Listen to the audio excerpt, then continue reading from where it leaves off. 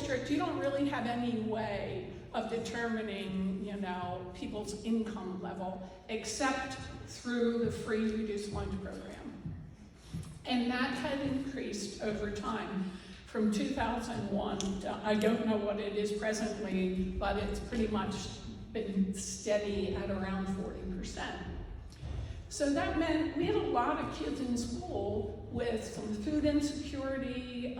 We had kids who were homeless, and there were only 2 social workers in the district, so we really had our work cut out for us. At some point, we suggested that the school district, we called it like a poverty think tank, that we tried to organize some community members and also district people to like look at how do we address this issue. We did that for probably a couple of years. It sort of lost some of its momentum, kind of fell apart, but there were a number of us, probably a group of 5 or 6 of us, that really felt like we have to address this issue in some way, shape, or form. So it sort of fell away from the district, but became this little group of us that would meet once a month at assorted locations.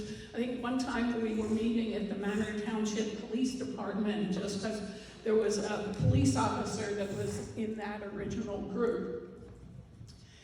At the same time that the poverty think tank got started, Millersville Brethren in Christ Church, I don't know if you're familiar, out on 999.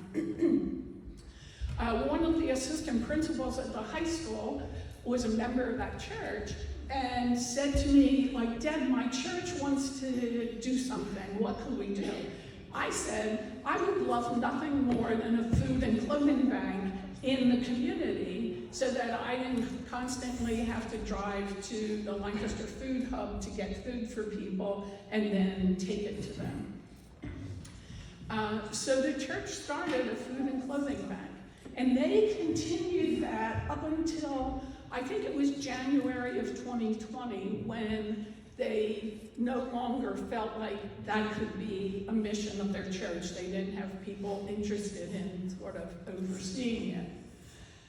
So this little group of maybe 6 or so of us realized that that was a problem for the community if that fell apart, because the church and other community people too that were volunteering there, they were serving an average of like 25 families a week. So that was a real service, and it was a great service for me as a social worker because the church gave Joy and I the key. So we could take a family there anytime we wanted to help them to get food, help them to get clothing, that kind of thing. So I just felt like we can't just let this go. So this little group of us decided, we can't let this go, we have to take this on. Hence, the Loft Community Partnership is born. We officially became a 501c3. We filed in January. I think we got the notice that we were accepted in March of 2020, just in time for the pandemic. So we went in 2 months from serving probably 25 households a week till May of 2020. We were serving 200, and we were doing it as a drive-through because we were trying to protect our clients and protect our volunteers by minimizing as much contact as possible. And what was really kind of overwhelming to me was like this little group of us. The response from the community was amazing during that time. Not just in terms of money, but it was not unusual to go over to that church and have like piles of food outside the door that community members had donated. So in July of 2020, we moved from Millersville Brethren in Christ Church. We needed more space to St. Paul Lutheran Church, right down the street here. And we've really continued to grow since then with the support of the community. We started with a half-time, 20-hour-a-week director that we just had as a contracted person, not as an employee. We now have Jenna as a full-time employee. So we've been able to meet far more needs than we did in the past in just a little over, almost 4 years we've been in existence. I think our average now is 300 households a week that we're providing food. We have clothing at St. Paul Lutheran Church. We also have clothing bank at the Mount Nebo store, if any of you are Southern Enders. You're familiar with the Mount Nebo store. We have a clothing bank there. We have a furniture bank at West Willow United Methodist Church. And we've worked with a number of community organizations with food. We're members of the Central Pennsylvania Food Bank. We partner with the Community Action Program for food. Home Fields donates food to us when they're in operation. Gardens of Grace donates food. Farmer Bob donates food. A number of other deer hunters. Deer hunters. We've had deer hunter venison donations in the past. And our goal isn't to be the sort of be all and end all and do it all. Our goal is to connect people, okay? We want to connect people in need to resources. We want to connect resources. We have a clothing bank at Marduk Pantry, but it's a partnership. It's not just ours. The people at Marduk Pantry contribute, the people in the community contribute to that. So we're all about building connections and hoping that we can build connections with you folks as well, because there are people in need in the community, and we want to try to meet those needs. It develops a real sense of caring, and that's kind of what we're about. Any questions? Yeah. Just a comment, I was really glad to see the John Hurst with it yesterday. All the bags. Yes. I wasn't there. I sent my husband on an errand, and when he got home, he said that John Hurst was doing the turkey trot. I don't know if anybody's a runner here. The turkey trot, they donated to us. If you notice, when you go to whatever, 999, where St. Philip's Catholic Church is, if you've ever noticed, once a month they have a sign for food collection. That's at Knights of Columbus, and they donate food to us. We have two sheds at the back of St. Paul Lutheran Church where you can there's one shed for food, one shed for clothing, and so you can just, at your convenience, drop things. People can just drop things off at their convenience. They don't have to wait for when we're open or anything like that. At John Hurst, what Carol's referring to, there's grocery bags for the Loft. Right. They're $5 a piece. Right. In case anyone hasn't been there. And you can just buy a bag, go through the register, and I guess, did they deliver it then? I guess the Actually, One we of pick our it up. volunteers. You go pick it up. We go pick it up. But all you have to do is pay for it with your Yeah. groceries, right? Yeah. She said we're at like Yeah. 230 bags so far collected. How many? 230. Wow. Yeah. Stouffer's does that too. I don't know if we've heard from Stouffer's yet this year, but periodically Stouffer's does the same thing for us. Stouffer's will give us about 100 in December, and they split it between 3 food banks. Right. So, yeah. Any other questions or? No? I'll turn it back to Jenna. Or, Yeah. you. That works. So When I interviewed for this position, I just was so struck by the way that this big thing, this thing that I could see all over Millersville during the pandemic, the lines of cars, the volunteers outside, the people that were persisting even in the world's shutdown. I just, I felt, what? How does that happen? How does this happen? And I think so many times things like this try to start, people try to start things and maybe it's not for the right reasons, but this group has always been doing this work for the very right reasons. And I think that's why we still exist today, and it still grows, and it still keeps going and persisting on. So I just wanted to talk a little bit about the vision and why we're here today at Zion too. So this really started just by Matt and Mary saying these simple words to me the day that I was here. What do you need? How do we help?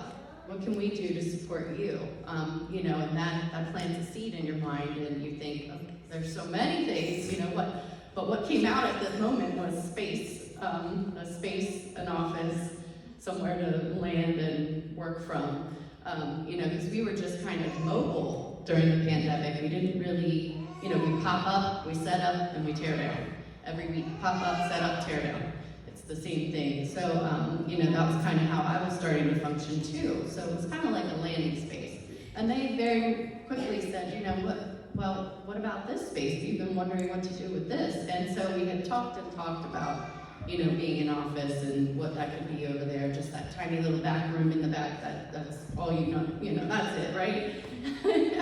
But at that same time, things were shifting in our partnership with St. Paul as well.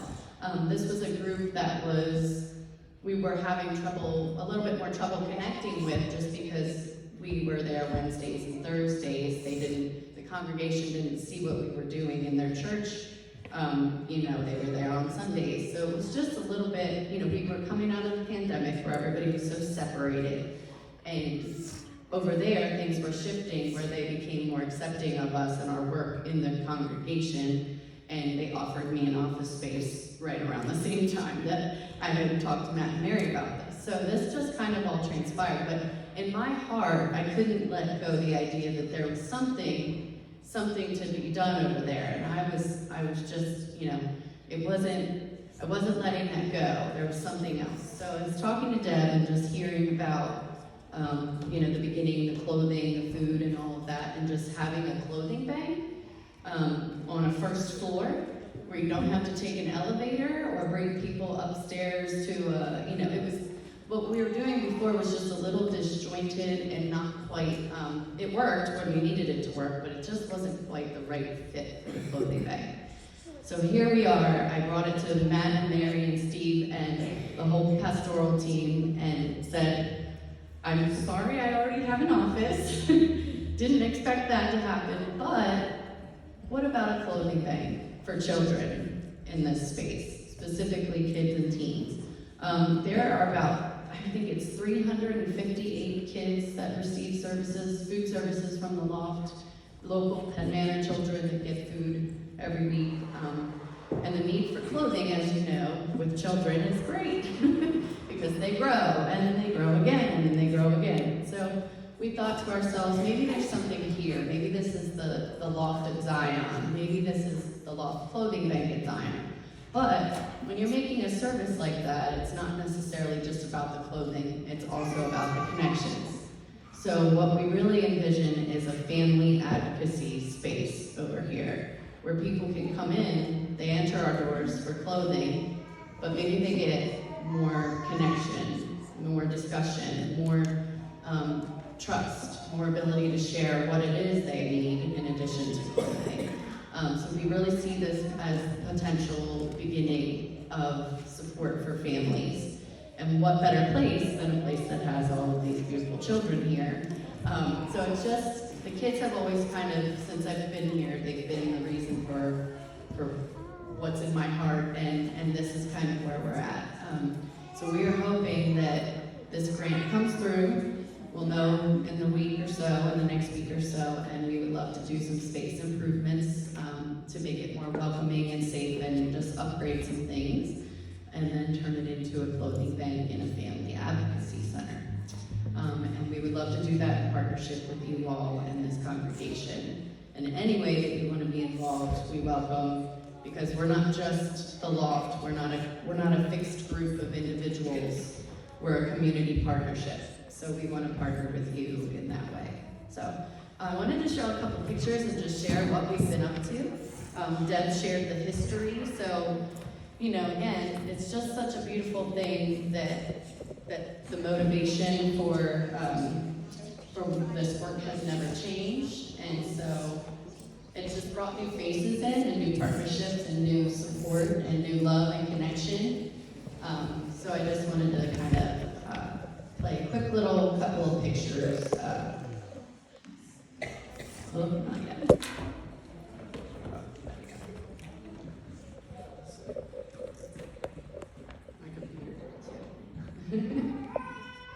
And I didn't put any music or anything with it. I just threw some pictures together this morning, so I'll get better on my video editing skills sometime.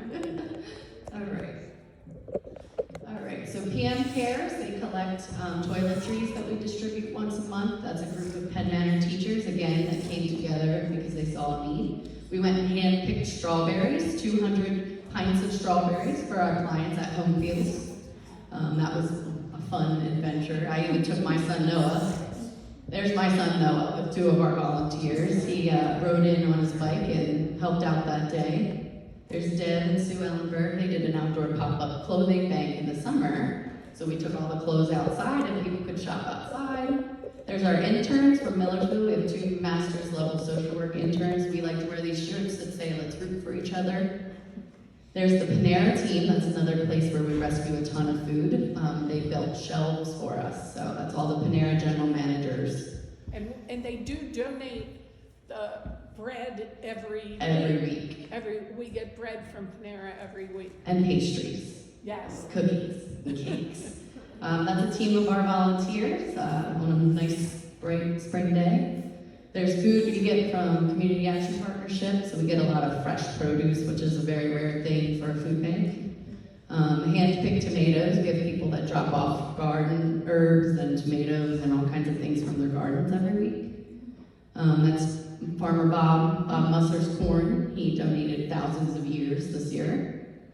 More toiletries collected by Penn Manor's teachers.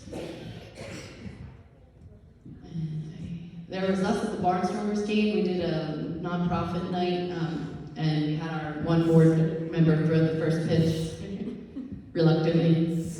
More herbs in the veggies. What else do we have? Oh, more strawberries. We were very proud of that. That was a difficult job. That was a lot of hard work. Yes. This was out at Community Aid. That's the grant that we're waiting for to know, we collect for Community Aid grant. And then this is a mural in my neighborhood. We change, we grow, we do this together. I just really appreciate that phrase and knowing that it's okay to have an idea about one thing and then have it become something else and we grow and we do it together. So that's what we're hoping that happens here at the Loft at Zion. And then I just want to point you to some things that you can check out on your own. Our website recently had some really lovely updates to it. Our one volunteer does that. She put some fresh pictures on there and different things. You're and blocking. all about where we are. You're blocking half of Oh, I'm sorry. I'm not good at this. That's why I'm a social worker. it. Now you're blocking the other half. All right, ready? There we go. Okay. And so you can find news about what we're doing here under Loft News. We are going to be doing a Christmas gift drive. Again, we are looking to collect gifts for about 400 Penn Manor kiddos this year, and we do a store. So we're going to set it up this year at St. Paul, which is a little bit of a space challenge, but I think we can do it. And it allows parents to come and shop for 2 gifts for their children. And it's a nice thing. It gives the dignity of choice and being able to choose. That's really empowering for people who are often told, here, you're in need, just take what we give you. It really is great to have people that can come and choose for themselves the gifts that they want to provide their children.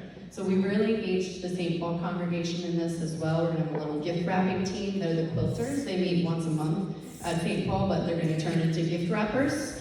So we thought that would be a good little thing.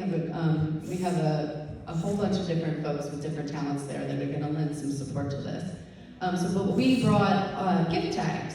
So the way you would sign up if you're interested, I know you already have done your own, many churches have already chose something, but if you are individually interested in purchasing a gift for a Penn Manor child this year, I brought tags that take you to our Sign Up Genius. You can sign up for the gender and age of the child, and just a little bit of a gift buying guide. We want to do some more educational based gifts this year and just a little bit smaller. So no motorcycles or dirt bikes or trampolines or anything. That has happened. So yeah, this is what we have going on. You can check out our website. Again, this is where you would sign up to volunteer as well. You would click volunteer and donate. There's more of our corn from Farmer Bob. There's our team. You do the volunteer application. I believe we have one of your members that already has done it. We'll get her in shortly. Sorry for being here. Just, a little behind on things. There's our clothing bank and clearances and the different things that you can do. We also have a Facebook as well, which you can follow us on Facebook. We are the Loft Community Partnership on Facebook. This has a lot of more recent things. This is more of a week-to-week play-by-play. This is a beautiful picture of a girl named Adriana from Conestoga Elementary School. Every year, since I've been here, I've only been here for a year. So last year, I think she did it the year before too. I think it's been 3. She makes bracelets and sells them and raises the money for the Loft. And this year she raised $650 from rubber band bracelets for the Loft Food Bank. She also got 20 pies that she donated to us as well. So that was through her softball fundraiser. Her family didn't actually want the pies because they live all across the country. So they just wanted to support her. She gave them to the Loft. So we have little things like that we just keep, keep here. This was a picture that was at market as reminiscent of our shirts that we wear. Let's root for each other. I said to the stand holder, I said, can I take a picture of your root vegetables? They really mean a lot to me. He's like, sure.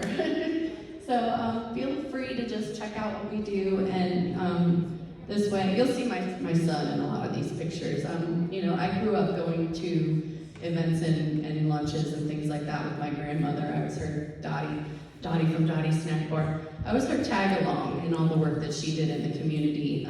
So I love to bring my son along to these things and engage him as well. He doesn't always do great. I mean, sometimes he gets 10 minutes of helping Deb with a task and then he's on to the next thing, but 10 minutes is better than none, so.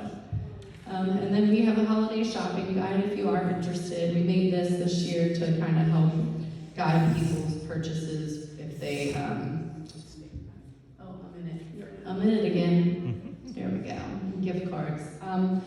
One comment on if you are looking to do something for Christmas and in support of these kids that are local, it is very rare that families get to have the same experiences or experiential outings that families that are more economically blessed, these kiddos don't necessarily get to go to somewhere like Going Bananas or Round One or places like that. It's just not always the priority when folks live in survival or in poverty. So these experiential gift cards, that really means a lot to a family. The Barnstormers game, we actually invited our clients to come this year. And we had people say, I've lived in Lancaster for 20 years and never been to a baseball game, never been to a Barnstormers game.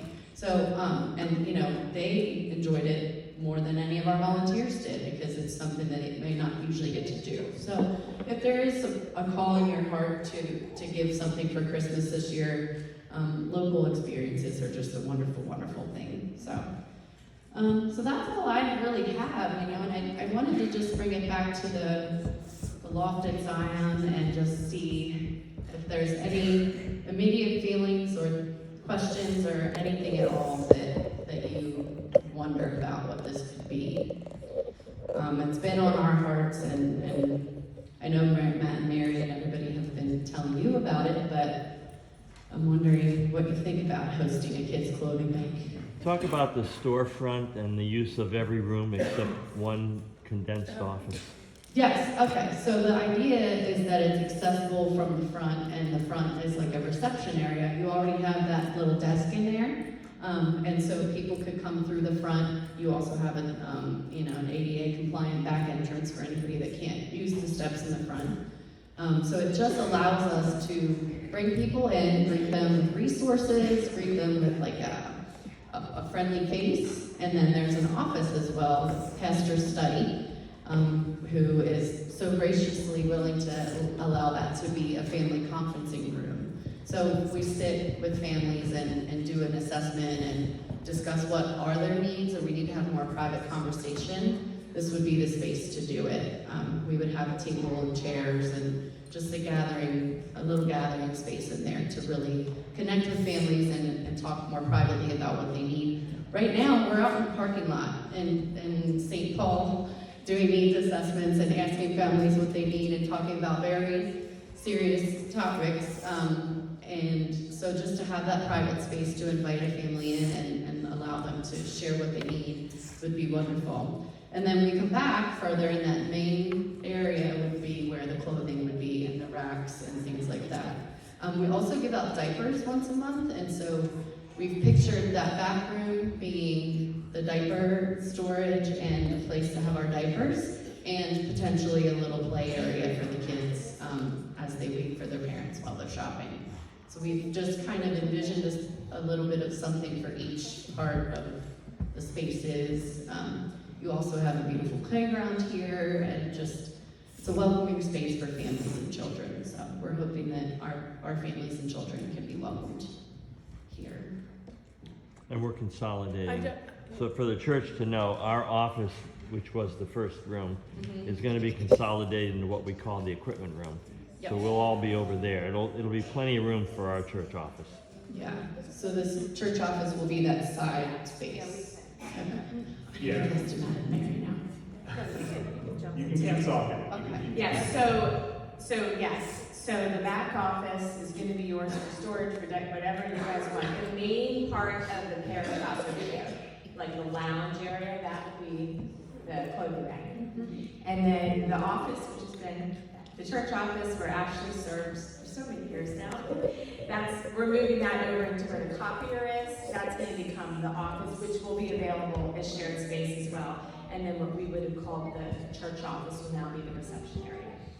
So it's really neat because we're going to have space that we'll be sharing with you guys, and really all the space because we want to be a part of this. So it's neat to see. Right. And it really, the one thing I would want to just make you aware of is that move kind of gets us to closer to like our long-term goal of being able to be open more frequently and to use our volunteers differently. Right now, we've been doing the pop-up clothing bank and the pop-up food bank, and it's an intense, if you've ever happened, and you're welcome to venture to St. Paul on a Wednesday. I know your pastoral team did that to see what that was all about, but it makes, I'm pretty but it makes for a very intense experience for both our clients and for our volunteers. So the goal with the clothing bank is, instead of having it as the pop-up that we're doing now at St. Paul, it would be here and it would be open a number of hours on a number of days. And that'll be contingent on volunteers. So if you guys are interested in volunteering, please let us know, because then we can expand hours. And ultimately, we'd like to do the same thing with the food bank, to be able to set up the food bank, extending the hours that it's open, and hopefully diminishing the intensity of the experience of trying to fit 325 households through the pop-up food bank in a matter of hours. 6 It's 6 hours hours. one day and 2 hours another day. So that's kind of the long range part of it, and Every week, it's like trying to have a very elaborate musical or performance. You have to set it all up, And you have to make sure it's all ready to be orchestrated as it's supposed to be, and if one little tiny thing goes wrong, it throws off this or that. So it isn't a sustainable model, but it was a fantastic in-between from the pandemic of putting food in people's trunks of their cars and drive-through to coming inside and allowing people to shop in person.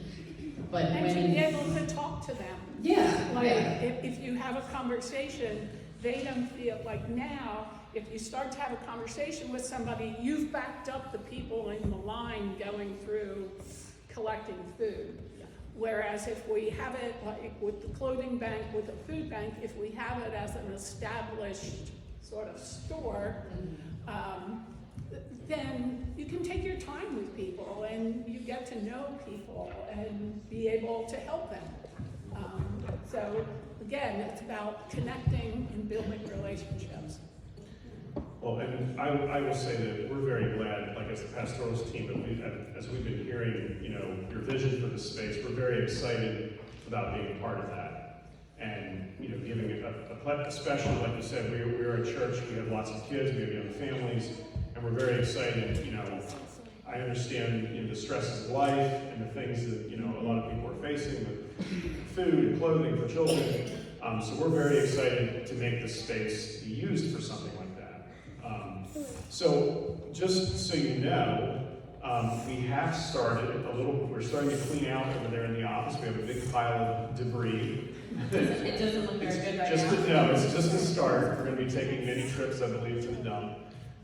Trying to go through things, keep what's, important and nostalgic, and yet, getting rid of what we don't need. We're going to be looking, as we were talking about this grant that we put in for, we will be getting some work contracted out by some, as much as we can. We should probably start in the new year. In the new year, yeah. We are going to be looking to do some of the work ourselves as much as we can. And then also, once things are kind of set up, there will be ongoing volunteer work too, that if you're interested in helping out, that can be done too. But in the short term here, after the new year, there's going to be work to be done to try to get the space up to snuff, so to speak, that the loft can come in and set up, make it safe. We have some handrails that need put up, and some porch flooring that needs, some building needs. So there will be opportunity for work days and paint days for that sort of thing too. And we'll announce them, as we go along. And also donations, one thing we've done, practically, we have a bag in our house, actually a couple bags, and we're just putting any clothing that we would be donating. And I think you said, Jenna, one time, anything you want your kids to wear. We're putting in just our nice things, that we don't need right now, or extras. And so we're just kind of stockpiling that, which we can, if people do that, we can take it to the shed, right, back behind St. Paul. So that can be taken out, or you can just stockpile it. That's something that can happen. There'll be volunteer opportunities. I just want to say this, and you mentioned that conversation we had, which the whole time Jenna was here, I sat in the back. I think Samuel was not happy, so I was walking here, and I just kept thinking, man, what do we have to offer? What does our church family here have to offer? So that prompted our question to Jenna. Yeah. And this is God's just really surprised us with this. I mean, we thought it was, and we got a text from Jenna saying, well, plans have kind of changed. I don't want you guys to be alarmed, but we had this meeting and we were like, oh, I wonder what that's going to be. And when you guys came in and presented this, it was like, I don't know, our hearts just leapt. It was so exciting because we have wanted to be we just had a heart. I feel like before the pandemic, the years before, we just really started feeling stirred to be connected in our community. And we thought, why don't we start something ourselves when there's some wonderful things going on that we can come alongside of? And so Matt actually had contacted Jill, who was the former director, and she was going to come and the pandemic hit. And she never came. But then it's like, it feels like this is how y'all's working and how it's meant to be. And when we offered the space, I mean, it seemed like it wasn't much. And we were like, well, we have like this little room, you know, like, what do we really have to give, you know? And it didn't seem like much, but it turned into something pretty cool. So we're also looking forward, we are anticipating more surprises. We're anticipating that there's gonna be some open doors. We've even talked about that. And nothing's being prescribed, but I feel like there's an expectation that there's probably going to be even more. You know, this could expand in ways that none of us would anticipate. I feel like as you guys talk about the history, that's what's happened with your organization. It's just, right. you know, It's been a one work in surprise, progress. right? Forever. Which has just been, it's been neat to see that. So yeah, so the work has started and will continue. Another thing that's happened, which this is not directly related, but we don't know if maybe it would be. We are also going to be doing something new with the apartment space above, which we had actually looked into that, but that didn't seem to be a good fit. So we have plans for that. Yeah, so and I announced this a couple of months ago, that we are gonna, our apartment, the upstairs apartment, we're gonna be turning it into like temporary housing. We're gonna have it available for someone who is an emergency, who needs housing. And then when it's not needed for that emergency housing, we're actually gonna rent it out. You know, many of these new short-term rental websites like Airbnb and Vrbo and stuff like that, we're hoping to rent it out at times for that as an income stream for the church. So we're gonna get the apartment kind of fixed up. We did a lot of that work prior to, we had 2 tenants that lived in there for the last couple of years. We redid the kitchen. There's a lot of work that is done already, but there's some that needs done more extensively. And so we're gonna have that as a short-term rental and also as a short-term like emergency housing. And one of the kind of the genesis of that is I had a coworker a couple of years ago who all of a sudden was kicked out of his house for some complicated reasons, but he could not live in his house anymore. And he needed housing. And it turned out he lived down in the southern end, and his church had these little cottages on their property. And he was able to live there for like 2 or 3 months so he could get his feet under him and find a new place to live. And at the time, our apartment was rented out to someone.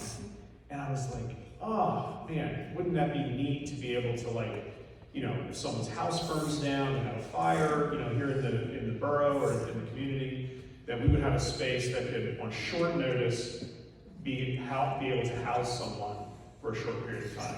It wouldn't be long term, but it would be, you know. We just thought that was so neat that how they had this space ready for people. Yeah. And just, I don't know, planting the seed in us. So we just feel like we should ready the apartment for whomever God would bring our way to be guests there. So whether that's as the Airbnb, or whether that's someone you guys come across through Yes, Loft right. community housing, or whether it's someone we hear about in the community or through friends. And we just really feel like it's neat because this whole building has kind of been sitting almost like fallow ground.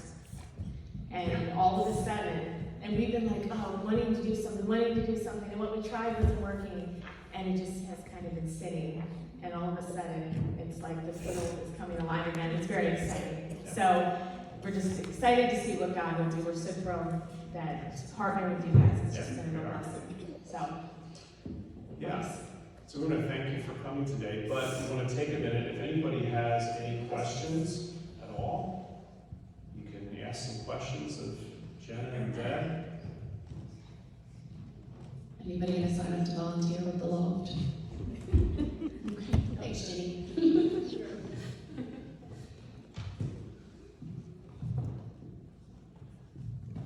Okay. Well, like I said, we want to really thank you guys for coming again, for sharing your vision for our space. So, Mike, if you want to close us out today. I think I'll just pray a prayer of thanksgiving. The Lord has blessed us with opportunities that we had no idea were coming about. And it's amazing. He's our creator. He's almighty. He could do, his hand is in everything, and that he would take time to arranged this meeting is, to me, is it's miraculous. And I just come together, and I just want to pray a prayer of thanksgiving. Lord, we are so grateful to you, Lord, and we realize that there is none like you. If we made up a God, it would never come close to being as good as you already are. You came to us, you rescued us when we deserved condemnation.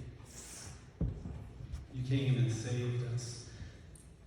And as we look out upon this world that you created, Lord, we see all kinds of people that are in need, as we are in need. And I thank you, Lord, that you have been making connections as you have been, as I have been hearing about, and that people who are willing to help are connected with those who need help. And I just thank you the way that works out.